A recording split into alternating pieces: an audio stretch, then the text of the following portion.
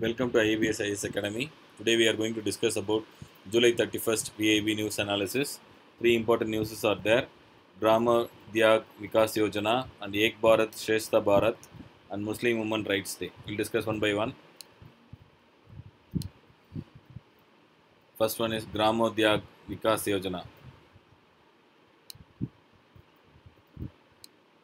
Ministry of Micro, Small and Medium Industries (MSME), Government of India approved a program for the benefit of artisans involved in manufacturing of agarbatti and to develop village industry under Gramodhyag Vikas Yojana on 30th July 2020. That is in news.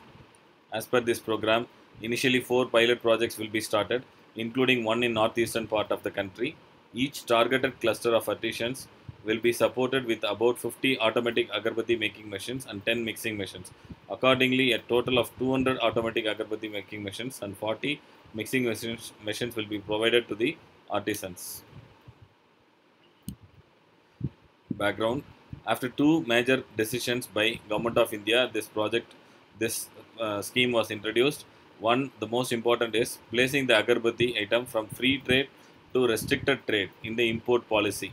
That is one of the most important policy. And second one is enhancing the import duty from 10% to 25% on round bamboo sticks used for manufacturing of agarbatti. This decision will help to boost the indigenous production of agarbatti and will pave way to generate rural employment. Also, this will start the process of mitigating the gap between the indigenous production and demand and will reduce import of agarbatti in the country. And this will boost a domestic agarbatti industry in the country and will reduce imports of agarbatti. And second important news is Ek Bharat Shrestha Bharat between Bihar and Mizoram. A webinar on the theme of Ek Bharat Shrestha Bharat, Bihar and Mizoram was organized by the Regional Outreach Bureau in Patna on 28th July 2020. The initiative was launched by Prime Minister Shri Narendra Modi on the occasion of 140th birthday of Iron Man Sardar Vallabhbhai Patel. This campaign aims to promote the spirit of national unity through interaction among all states and union territories. He said that under this campaign, two different states have been made partners, in which Bihar has been paired with Mizoram. These states have got an opportunity to know and understand about each other's cultural heritage, customs, food and clothing, etc.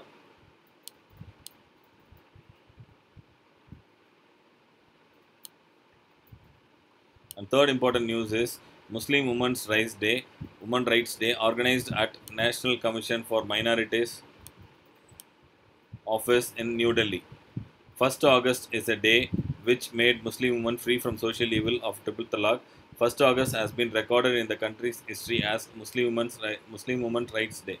Self-reliance, self-respect and self-confidence of the Muslim woman will be protected by applying this law to the country, ensured gender equality and strengthened constitutional, fundamental and democratic rights of the Muslim woman. Triple talaq or talaq badat was neither Islamic nor legal, as per Minority Minister.